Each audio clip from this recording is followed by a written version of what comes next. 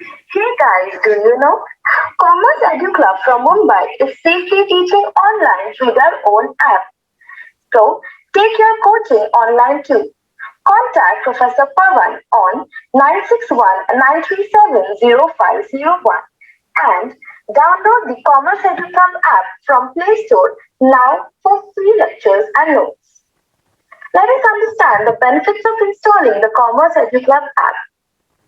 Free and easy installation from Play Store. Important questions will also be provided at the time of board exam. All lectures of 12th standard will be uploaded either free of cost or at very low rates. Personal doubt solving will also be welcomed on the app. Live lectures of accounts will be taken on the app for free. You will always receive notifications for these lectures once you install the app. Free notes and colorful charts will also be provided. Regular test series will be conducted on the app absolutely free. So, what are you waiting for? Go and download the Commerce Edu Club app today. Link in description, go check it out. अब हम record करने जा रहे हैं। आज का lecture macro economics के ऊपर है। माइक्रो इकोनॉमिक्स हमने ऑलरेडी कर लिया। अब मैक्रो इकोनॉमिक्स जैसे जैसे यहाँ पे भी हम कनेक्शन कर करके पढ़ेंगे ना तो चीजें याद रहेगी। सर कनेक्शन कर करके मतलब माइक्रो इकोनॉमिक्स में जो पार्ट है वही पार्ट मैक्रो में भी है, खाली माइक्रो में इंडिविजुअल था तो मैक्रो में एज अ होल होगा। माइक्रो में पार्शियल इक्विलिब्रियम था तो मैक्रो में जनरल इक्विलिब्रियम होगा। वहां पे स्लाइसिंग मेथड था, यहाँ पे होल मेथड कुछ होगा। नाम कुछ और होगा लेकिन मतलब बता रहा हूँ, मतलब वही होगा। ठीक है, तो जो वहां पे पढ़ा वही यहाँ पे भी है। एक सेकेंड, यहाँ पे ऑडियो का कुछ प्रॉब्लम हो रहा है, ऐसा बच्चे बोल रहे हैं। हाँ आज ये क्लियर, ओके। तो यहाँ पे जो माइक्रो में जो पढ़ा था सेम उसका ऑपोजिट मैक्रो में होगा, उस हिसाब से पढ़ेंगे, आपको जल्दी दिमाग में फिट रहेगा। लेकिन भूलना मत, माइक्रो का मतलब होता है स्मॉल, मैक्रो का मतलब होता है पूरा होल, पूरा इकोनॉमी को एक साथ पढ़ना, उसको बोलते हैं मैक्रो इकोनॉमिक्स। ठीक है, तो डिटेल में पढ़ेंगे मैक्रो इकोनॉमिक्स। यहाँ पे भी वही पार्ट होंगे जो माइक्रो में थे, introduction, meaning, definition, scope, feature और इंपॉर्टेंस। ठीक है, इसके बाद हम एक डिस्टिंग्विश देख लेंगे मैक्रो और मैक्रो का, और ये पूरा चैप्टर खत्म। 6 से 8 नंबर आपके पॉकेट में। ठीक है, शुरू करते हैं मैक्रो इकोनॉमिक्स। तो स्टार्ट करते हैं हम meaning and definition of macro economics. Introduction part हमने पढ़ लिया था। मैक्रो ग्रीक वर्ड से आया है मैक्रोस, के वाला मैक्रोस। ठीक है, अब हम मीनिंग पे आते हैं। मैक्रो इकोनॉमिक मतलब ये पूरी की पूरी इकोनॉमी को एक साथ, पहले मुझे देखो, बुक को, नोट्स को बाद में देखना, पहले मेरे ऊपर ध्यान दो। मैक्रो इकोनॉमिक्स का मतलब क्या होता है? ये पूरी की पूरी इकोनॉमी को एक साथ पढ़ेगा, एक साथ समझेगा, एक साथ समझाएगा। पूरी की पूरी इकोनॉमी, होल इकोनॉमी को एक साथ पढ़ेगा। Study of the whole economy, entire economy, उसी को कहते हैं मैक्रो इकोनॉमी। देश की बातें करेगा, ये इंडिविजुअल इंसान की नहीं। एक इंसान कैसे बिहेव कर रहा है, एक इंसान कैसे रिएक्ट कर रहा है, उस पर नहीं। अगर ये बड़े बड़े मुद्दों को अपने सामने लाएगा और समझाने की कोशिश करेगा, जैसे कि नेशनल इनकम, टोटल देश की savings, inflation, interest, investment, unemployment, poverty, ये सारी बातें करेगा मैक्रो इकोनॉमिक्स। मैक्रो इकोनॉमिक्स किस चीज में डील करता है? पूरी की पूरी इकोनॉमी कैसे फंक्शन कर रही है, पूरी देश की इकोनॉमी कैसे फंक्शन। आपने मैक्रो में देश वर्ड कभी मेरे मुझसे सुना ही नहीं, क्योंकि अभी देश की बातें नहीं, इंडिविजुअल लेवल पे, इंडिविजुअल यूनिट की बातें हो रही। ये बातें करेगा पूरे देश की इकोनॉमी की। ये बातें करेगा पूरा अपना देश का स्ट्रक्चर कैसा है, किधर पॉवर्टी है, किधर अनएम्प्लॉयमेंट है, इसको कम कैसे करना है, इन्फ्लेशन रेट कितना है, कैपिटल इंटरेस्ट रेट कितना है, फ्लक्चुएशन कितने हो रहे हैं, ठीक है, पॉवर्टी किधर है, ये सब की बातें करेगा मैक्रो इकोनॉमिक्स। तो मैं मार्क करा दूंगा, यहाँ पे वही मैंने लिखा हुआ है। इसमें इंपॉर्टेंट वर्ड्स की एक बार मार्किंग हो जाएगी तो आपको आइडिया आ जाएगा। देखो, ये एनालाइजेस मतलब अंडरस्टैंड, आप अंडरस्टैंड भी लिख सकते हो, क्योंकि माइक्रो में अंडरस्टैंड वर्ड यूज हुआ है। तो understand of the entire economy, पूरी की पूरी होल इकोनॉमी। बोलो यार, वहां पे था इंडिविजुअल यूनिट, यहाँ पे होल इकोनॉमी। आगे देखो, ये डील किसमें किसमें करता है? एम्प्लॉयमेंट कितना हो रहा है, नेशनल इनकम कितनी है, इंटरेस्ट रेट कितना है, इन्फ्लेशन कितना है, ठीक है, टोटल कंजम्पशन कितना है, फ्लक्चुएशन कितने हैं, ये सब में डील करता है। ये इसको एक और बोलते हैं स्टडी ऑफ एग्रीगेट। माइक्रो को क्या बोलते थे? माइक्रो आपने देखा होगा, लेक्चर नहीं देखा तो पहले वो देखो, फिर यहाँ पे आना। माइक्रो को क्या बोलते थे? माइक्रो को बोलते थे स्टडी ऑफ इंडिविजुअल। स्टडी का स्पेलिंग STU आएगा, study of individual, study of individual, ये माइक्रो करता था। और मैक्रो क्या करता है? मैक्रो करता है स्टडी ऑफ एग्रीगेट। तो ये इंपॉर्टेंट पॉइंट बन जाते हैं, अपने को याद रखने हैं ये points. Micro study of individual था, ये स्टडी ऑफ एग्रीगेट, ये पूरी की पूरी इकोनॉमी को स्टडी करता है, पूरी की पूरी इकोनॉमी को एनालाइज करता है, किसमें किसमें डील करता है, सेविंग्स में, अनएम्प्लॉयमेंट में, पॉवर्टी में, देश की बातें, बड़ी बड़ी बातों पे, छोटे छोटे मुद्दों पे आता ही नहीं है, आना ही नहीं है, छोटे छोटे मुद्दों के लिए माइक्रो इकोनॉमिक्स है, ये देश की मुद्दे, देश की बातें करता है। देखो डेफिनेशन वहां पे किसने दिया था माइक्रो में, अपने ऑलराउंडर राजस्थान रॉयल्स के ऑलराउंडर कौन है, मॉरिस, वहां पे मॉरिस ने डिफाइन किया था माइक्रो इकोनॉमिक्स को, मैक्रो को किया है शेपिरो ने।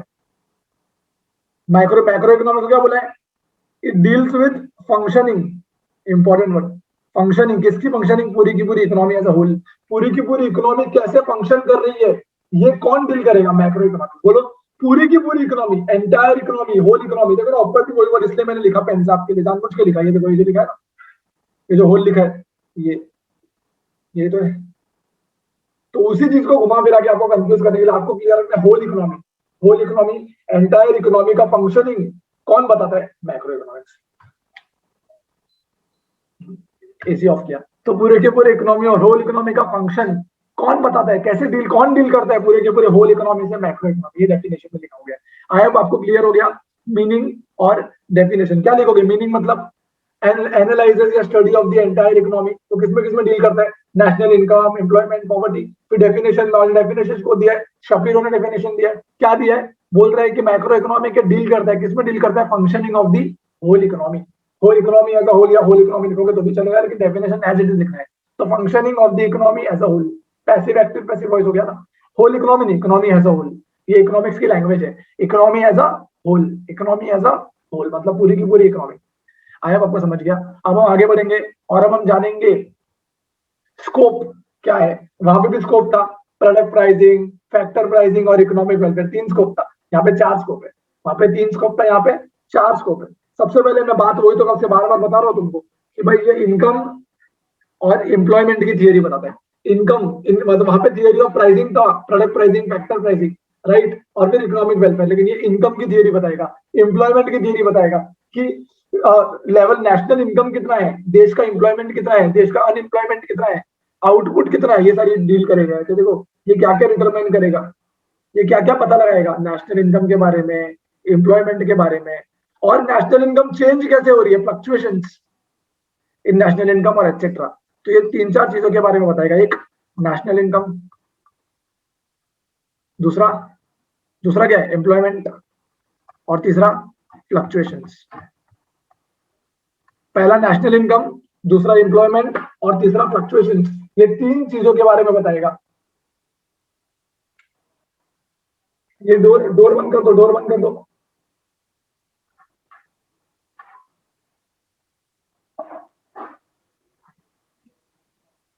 ठीक है, तो ये कौन सी 3 चीजों के बारे में बताएगा, नेशनल इनकम, एम्प्लॉयमेंट और फ्लक्चुएशंस, ये 3 चीजों के बारे में बताएगा। तो जैसे हमने माइक्रो इकोनॉमिक्स में स्कोप पढ़ा था, वैसे मैक्रो इकोनॉमिक्स में भी स्कोप पढ़ेंगे। माइक्रो में 3 था, प्राइसिंग मतलब फैक्टर प्राइसिंग, प्रोडक्ट प्राइसिंग और इकोनॉमिक वेलफेयर, यही तो था उसका स्कोप। यहाँ पे 4 स्कोप है, यहाँ पे 4 स्कोप है।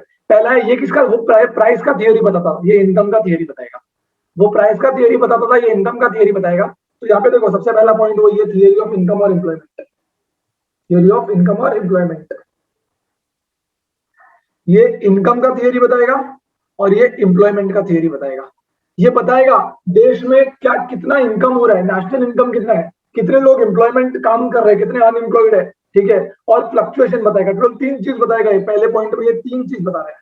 कितना चीज बता रहे हैं, 3 चीज बता रहे हैं। कौन सी, सबसे पहले ये बता रहे हैं इनकम, उसके बाद ये बता रहे हैं एम्प्लॉयमेंट, और तीसरी चीज ये बता रहे हैं फ्लक्चुएशंस। बस आपको 3 वर्ड एग्जाम में लिखना है। ये लाइन क्यों आ रही है आई डोंट नो, बट ये 3 चीज बता रहे हैं। कौन सी 3 चीज, इनकम, एम्प्लॉयमेंट, फ्लक्चुएशंस। कौन सी 3 चीज, इनकम, एम्प्लॉयमेंट और fluctuations. Theory of income and employment, theory of pricing का पे theory of income and employment है। दूसरा ये इन्फ्लेशन की भी बात करेगा, ऑफ कोर्स मैक्रो इकोनॉमिक्स है भाई, मैक्रो इकोनॉमिक्स तो इन्फ्लेशन की बात करेगा ही। तो देखो ये इन्फ्लेशन की भी बात करेगा ये।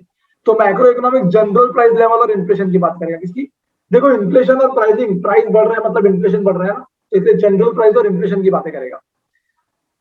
तो ये बताएगा कि जनरल प्राइस लेवल कैसे डिटरमाइन होता है। जनरल प्राइस है, देखो प्राइसिंग थियरी तो माइक्रो में पढ़ी थी, यहाँ पे जनरल पढ़ी है। जनरल सामान्य नॉर्मल तरीके से देश में कैसे प्राइस डिसाइड होता है, नॉर्मल तरीके से। ये कोई पर्टिकुलर चीज का प्राइस कैसे डिसाइड करना है वो तो माइक्रो बताता है। ये जनरल प्राइस, सामान्य प्राइस कैसे डिसाइड होता है, और उसके साथ साथ ये बताएगा इन्फ्लेशन और डिफ्लेशन कैसे होता है प्राइस से। तो यहाँ पे 3 चीजें ये बताएगा। प्राइस मत लिख देना, जनरल प्राइस बहुत इंपॉर्टेंट है, बच्चे प्राइस लिख कहेंगे गलत हो जाएगा।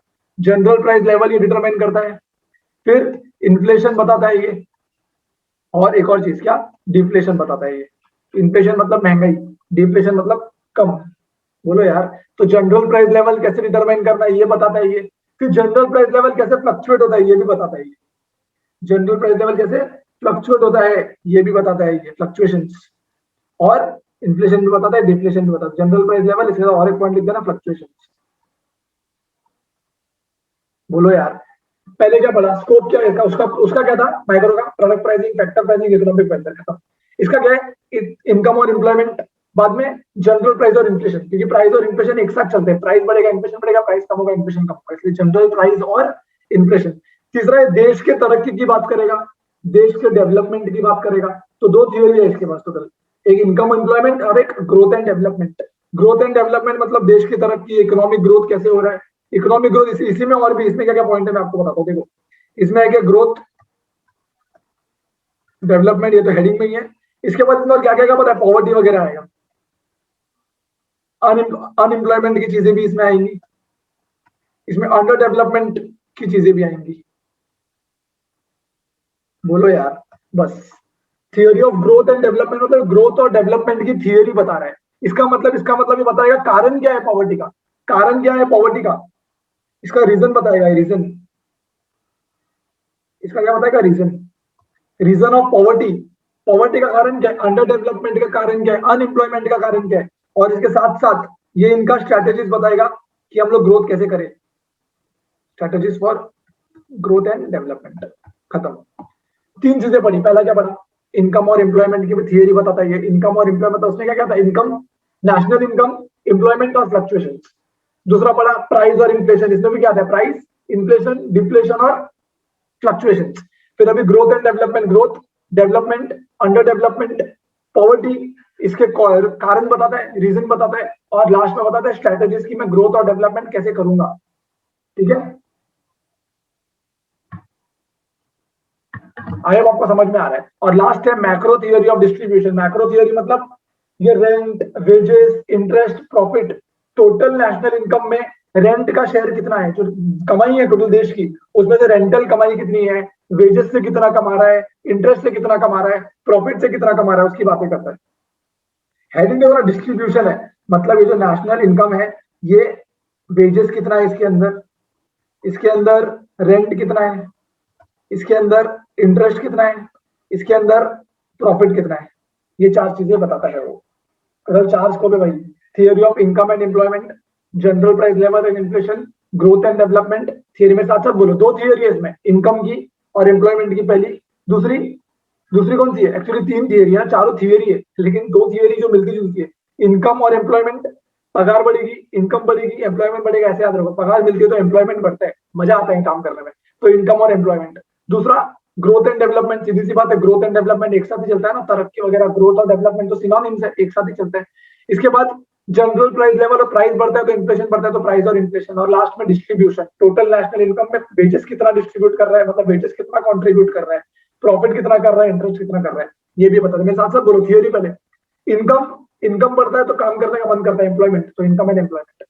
प्राइस बढ़ता है तो inflation, price and inflation, growth and development, और लास्ट में डिस्ट्रीब्यूशन, थियरी ऑफ डिस्ट्रीब्यूशन। आया आपको समझ गया, ये था स्कोप ऑफ मैक्रो इकोनॉमिक्स।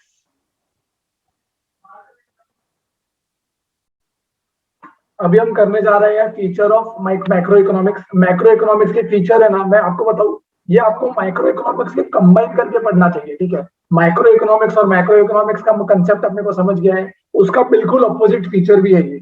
जैसे कि देखो, सबसे पहला है स्टडी ऑफ एग्रीगेट। यहाँ पे मैं पेन ले लू ना, सबसे पहले स्टडी ऑफ एग्रीगेट। बताओ माइक्रो में क्या था, माइक्रो में था, नहीं देखा तो लेक्चर देखो, स्टडी ऑफ इंडिविजुअल। अरे स्टडी ऑफ इंडिविजुअल तो था, और यहाँ पे है स्टडी ऑफ एग्रीगेट। वहां पे था प्राइस थियरी, यहाँ पे है इनकम थियरी। वहां पे था पार्शियल इक्विलिब्रियम, बोलो यार, वहां पे था पार्शियल इक्विलिब्रियम, यहाँ पे है जनरल इक्विलिब्रियम। वहां पे था स्लाइसिंग मेथड, यहाँ पे है लंपिंग मेथड, ये ऑपोजिट है एक दूसरे के। अब बोलो सर ये क्या बता रहे हो, एक दूसरे के ऑपोजिट है ये, ठीक है। तो देखो इस तरीके से आपने कभी नहीं पढ़ा होगा इसको, आपने शॉर्टकट बनाए होंगे न जाने क्या क्या। अरे भाई एक फीचर पढ़ो दूसरा फीचर ऑटोमेटिक याद आता है। वहां पे था स्टडी ऑफ इंडिविजुअल यूनिट, यहाँ पे study of aggregate, total aggregate, aggregate मतलब टोटल। एग्रीगेट का मतलब क्या होता है, यहाँ पे लिख देता हूँ यार, है ना। एग्रीगेट का मतलब क्या होता है, एग्रीगेट का मतलब होता है टोटल। एग्रीगेट का मतलब होता है टोटल। तो वहां पे था स्टडी ऑफ इंडिविजुअल, यहाँ पे स्टडी ऑफ टोटल, पूरी की पूरी इकोनॉमी को हम लोग एक साथ पढ़ रहे हैं। National income, employment, general price सब एक साथ पढ़ रहे हैं।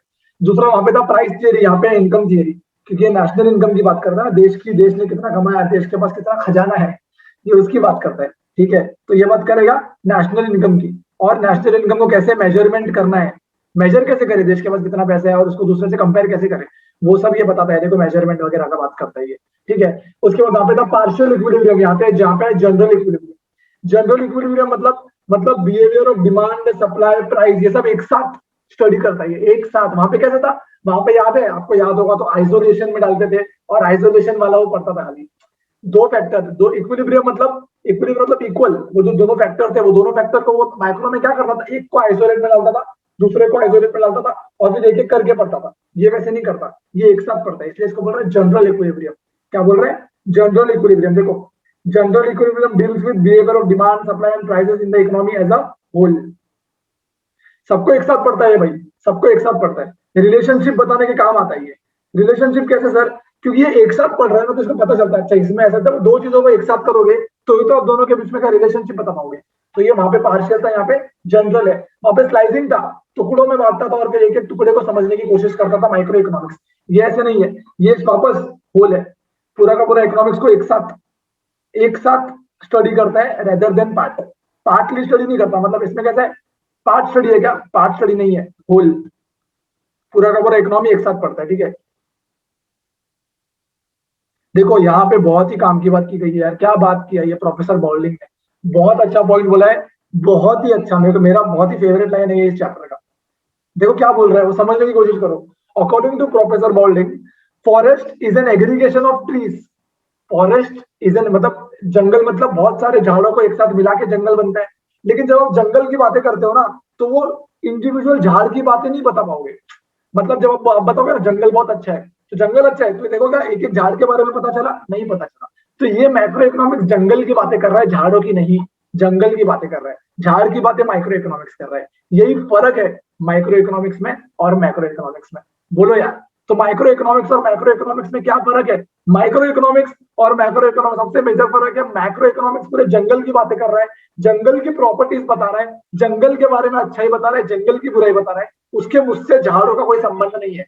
वो हर एक झाड़, ऐसे नहीं बोलूंगा जंगल अच्छा है मतलब जंगल के अंदर के हर एक झाड़ जो ट्रीज है वो भी अच्छे है क्या, पता नहीं, नहीं हो सकता है, हाँ हो सकता है, नहीं कोई अच्छे हो कोई बुरे हो, ये नहीं बता रहा मैक्रो, वो माइक्रो बता रहा है। तो जंगल की बातें कौन कर रहा है, मैक्रो, और अंदर की एक एक झाड़ की बातें कौन कर रहा है, माइक्रो। यही फर्क है माइक्रो इकोनॉमिक्स में और मैक्रो इकोनॉमिक्स में। तो ये 4 पॉइंट आए बॉस, मेरे को पढ़ाने की जरूरत नहीं है, माइक्रो में आप पढ़ के आए हो वही है। खाली मैं और क्लियर कर दूं, स्टडी ऑफ एग्रीगेट मतलब पूरी इकोनॉमी को एक साथ पढ़ना, नेशनल इनकम, फिर जनरल प्राइस थियरी, वो सब। इसमें फिर सेकंड पॉइंट है इनकम थियरी, वहां पे था प्राइस थियरी, यहाँ पे इनकम थियरी। इनकम, देश की इनकम का मेजरमेंट कैसे होगा, अकाउंटिंग कैसे होगी, सोशल अकाउंटिंग, उसकी बात कर रहे हैं। फिर जनरल इक्विलिब्रियम, वहां पे था पार्शियल इक्विलिब्रियम, यहाँ पे जनरल इक्विलिब्रियम। जनरल इक्विलिब्रियम मतलब क्या, पूरे की पूरी इकोनॉमी को एक साथ पढ़ना और रिलेशनशिप बताना, मतलब प्राइस, डिमांड, सप्लाई, है ना। अपना अकेला अकेला तो आपने माइक्रो में पढ़ लिया, इसको एक साथ पढ़ के इनकी रिलेशनशिप बताना, ये मैक्रो इकोनॉमिक्स करता है। वहां पे था स्लाइसिंग मेथड, यहाँ पे लंपिंग मेथड। लंपिंग मेथड मतलब पूरी की पूरी इकोनॉमी एक साथ। और लंपिंग मेथड में ये सबसे इंपॉर्टेंट डेफिनेशन है जो दिया है प्रोफेसर बॉल्डिंग ने, जो उसने बोला कि फॉरेस्ट की प्रॉपर्टीज बताने से ट्रीज की प्रॉपर्टीज पता नहीं चलती। यही फर्क है माइक्रो में और मैक्रो में। आई होप फीचर्स आपके सामने क्लियर है। आगे बढ़ते हैं, इंटरडिपेंडेंस, ये एक साथ पढ़ता है ना, तो इसको पता चल जाता है कौन सी चीजें किसके ऊपर डिपेंडेंट है, इसको पता चल जाता है कौन सी चीजें एक दूसरे से रिलेटेड है, उसी को कहते हैं इंटरडिपेंडेंट। मतलब एक दूसरे से रिलेटेड चीजें है कि नहीं, वो माइक्रो में नहीं पड़ेगा, क्योंकि माइक्रो ने क्या किया, ये दो फैक्टर है, इसको इधर कर दिया, इसको इधर कर दिया। फिर देखो एक मिनट, कैमरा में आगे बढ़वा ना, इसको इधर कर दिया, इसको इधर कर दिया, उसके बाद उसने क्या किया, इसके बारे में पढ़ाई किया, साइड में कर दिया, फिर इसके बारे में पढ़ाई किया, साइड में कर दिया। ये दोनों को एक साथ पढ़ा, नहीं पढ़ा माइक्रो ने। क्या माइक्रो दोनों को एक साथ पढ़ा, नहीं पढ़ा। क्या माइक्रो को पता चल रहा है दोनों के बीच में क्या रिलेशन है, नहीं पता चल रहा है। एक साथ पढ़ा ही उसने, अलग अलग पढ़ा। मैक्रो एक साथ पढ़ता है, इसलिए उसको डिपेंडेंसी पता चलती है, रिलेशनशिप पता चलती है, बोलो।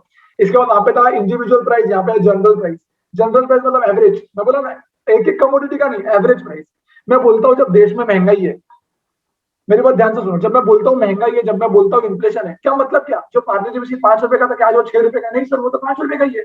तो आप कैसे बोल रहे हो महंगाई? अरे भाई, मैंने जितने भी प्रोडक्ट थे ना, वो सबका ऐड किया, जैसे हम लोग वो निकालते हैं, एवरेज निकालते हैं, सबके प्राइसेस को जोड़ दिया, सब टोटल नंबर ऑफ प्रोडक्ट को डिवाइड कर दिया, और आ गया मेरे को एक प्राइस, ये साल का ये प्राइस। अगले साल वापस जितने भी प्रोडक्ट है सबको ऐड कर दिया, जितने भी उसके दाम है सबको जोड़ दिया, डिवाइड कर दिया, एक प्राइस। अब मैं वो एक प्राइस दूंगा, इसको बोलते हैं एवरेज प्राइस। और इस तरीके से जनरल प्राइसिंग की बात कर रहा है ये, एक एक कमोडिटी की बात नहीं कर रहा, वो माइक्रो करता था, ये एवरेज प्राइस की बात कर रहा है, जनरल प्राइस की बात कर रहा है।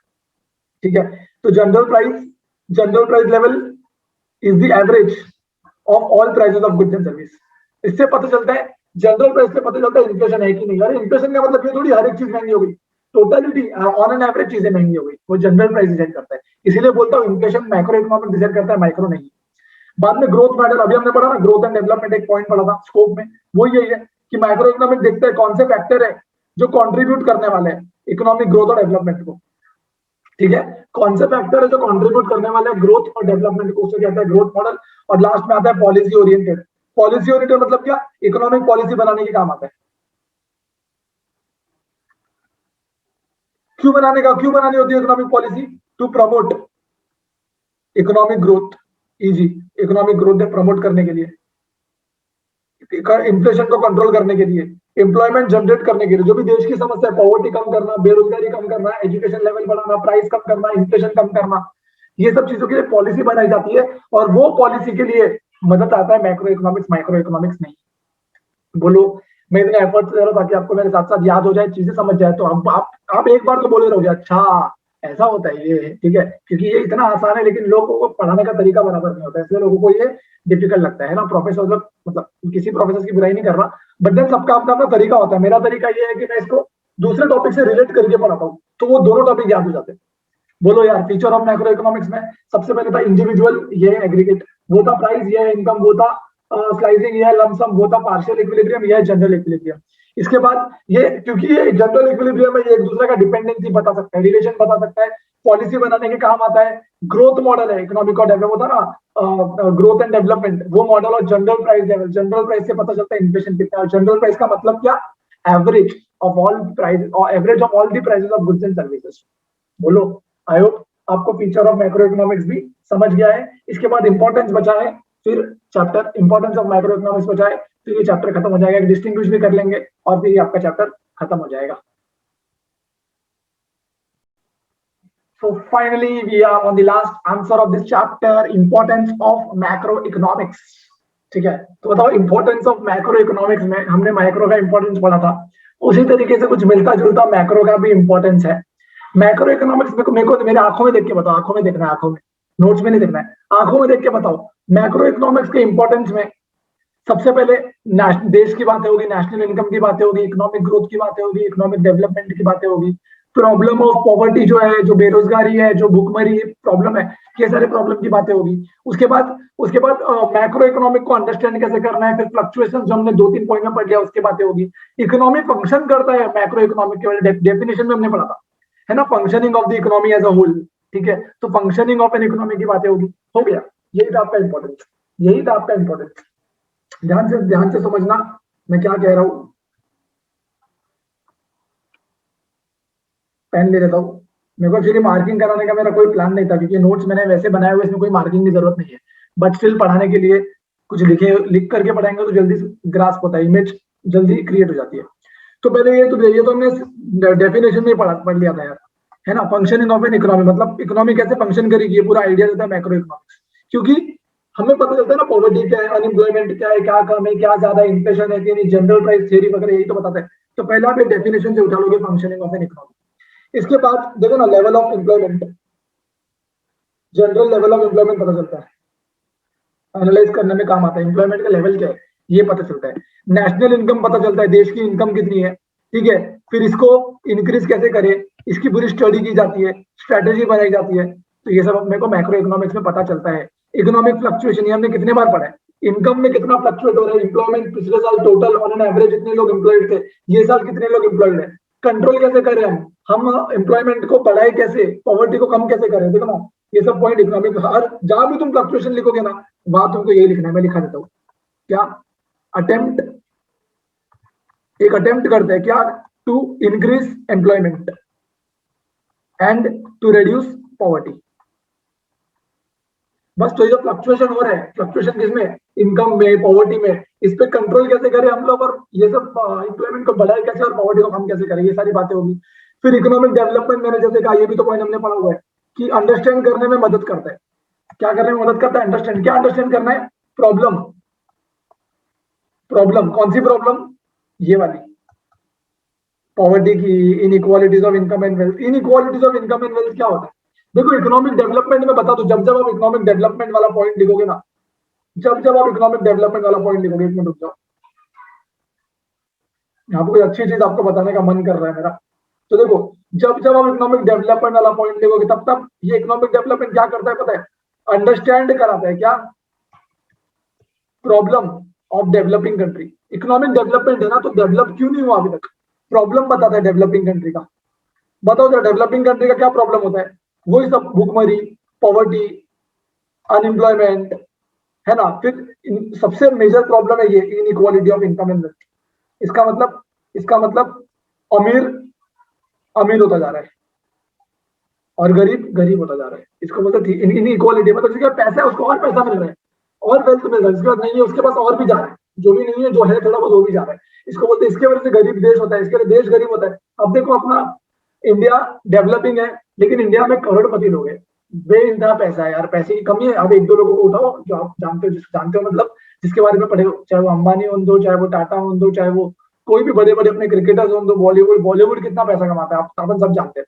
तो अपना देश डेवलपिंग क्यों है, क्योंकि वही लोग पैसे कमा रहे हैं, बाकी सब गरीब है तो और गरीब होते जा रहे हैं। इसको बोलते हैं inequality of income and wealth. मेरी बात ध्यान से सुनना, जब आप फ्लक्चुएशन लिखोगे तो आप क्या बताओगे, फ्लक्चुएशन में फ्लक्चुएट होता है प्राइस, एम्प्लॉयमेंट, पॉवर्टी, ये सब फ्लक्चुएशन होता है। हम लोग ट्राई करते हैं, मतलब मैक्रो इकोनॉमिक्स ट्राई करता है, अटेम्प्ट करता है क्या, एम्प्लॉयमेंट बढ़ाने का, पॉवर्टी कम करने का। जब हम इकोनॉमिक डेवलपमेंट की बात करोगे तो आप बताओगे ये प्रॉब्लम बताता है किसका, डेवलपिंग कंट्री का। क्या प्रॉब्लम है, पॉवर्टी, अनएम्प्लॉयमेंट और सबसे important inequality of income and wealth.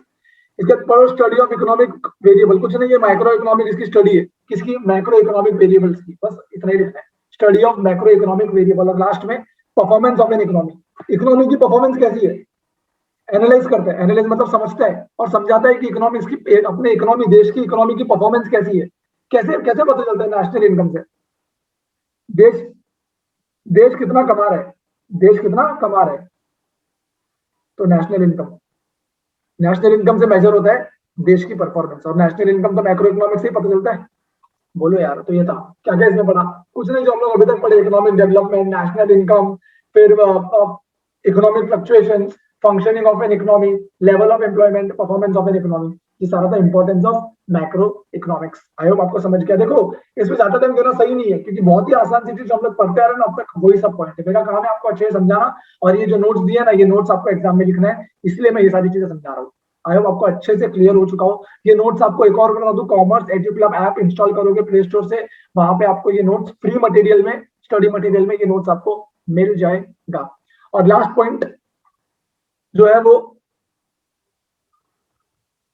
ठीक है, वो लास्ट पॉइंट हम लोग इसके बाद मैं एक इसमें ऐड कर दूंगा। तो अभी के लिए आई होप आपको समझ गया हो सब कुछ। माइक्रो अभी करा दूं क्या, चलो अभी करा देते हैं, अभी करा देते हैं। इसके बाद अभी हम लोग चालू करेंगे डिस्टिंग्विश बिटवीन माइक्रो इकोनॉमिक्स और मैक्रो इकोनॉमिक्स। अभी तक रिवाइज कर रहे हमने क्या क्या पढ़ा, माइक्रो इकोनॉमिक्स पहले इंट्रोडक्शन पढ़ा था, माइक्रो मैक्रो दोनों का, ग्रीक वर्ड वाला, फिर meaning definition, scope, feature, importance, दोनों के मीनिंग डेफिनेशन, स्कोप, फीचर और इंपॉर्टेंस। अब लास्ट और बहुत ही इंपॉर्टेंट डिस्टिंग्विश बिटवीन, जो आपके एग्जाम में आने का सबसे ज्यादा चांसेस है, वो है डिस्टिंग्विश बिटवीन माइक्रो इकोनॉमिक्स और 2 मिनट में याद हो जाएगा, 2 मिनट में। ठीक है, स्टार्ट करते हैं हम लोग। मैंने आपसे प्रॉमिस किया है ये आंसर को मैं 2 मिनट में कराऊंगा, 2 से मैक्सिमम ले लेके 5 मिनट में पूरा याद और 4 मार्क आपके पॉकेट में। देखो कितना आसान है, अभी तक हमने इतना डिटेल में पढ़ लिया ना, तो ये बहुत आसान है गया। सबसे पहले मुझे बताओ meaning, micro economics individual unit की स्टडी करता है, ये एग्रीगेट पूरे इकोनॉमिक्स की स्टडी करता है। ये हो गया आपका पहला पॉइंट। टूल्स, ये इंडिविजुअल डिमांड और इंडिविजुअल सप्लाई, ये एग्रीगेट डिमांड और एग्रीगेट सप्लाई। तो इसमें इंपॉर्टेंट क्या है, इंडिविजुअल डिमांड और सप्लाई दोनों में, लेकिन ये इंडिविजुअल है, ये एग्रीगेट है। बाद में इंपॉर्टेंस, ये दोनों का इंपॉर्टेंस लिखना है, ये पूरा इंपॉर्टेंस का पॉइंट है। जो इंपॉर्टेंस है ना, इंपॉर्टेंस ऑफ माइक्रो इकोनॉमिक्स और इंपॉर्टेंस ऑफ मैक्रो इकोनॉमिक्स, वो यहाँ पे लिखा हुआ है।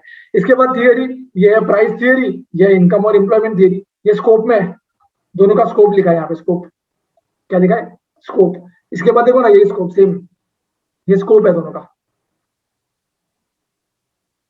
स्कोप है। जो स्कोप में था ना, ये माइक्रो इकोनॉमिक्स में क्या क्या कवर होता है, डिमांड, सप्लाई, कंजम्पशन, इकोनॉमी। यहाँ पे क्या क्या कवर होता है मैक्रो में, national income, general price, employment, money, inflation भी आप लिख सकते हो।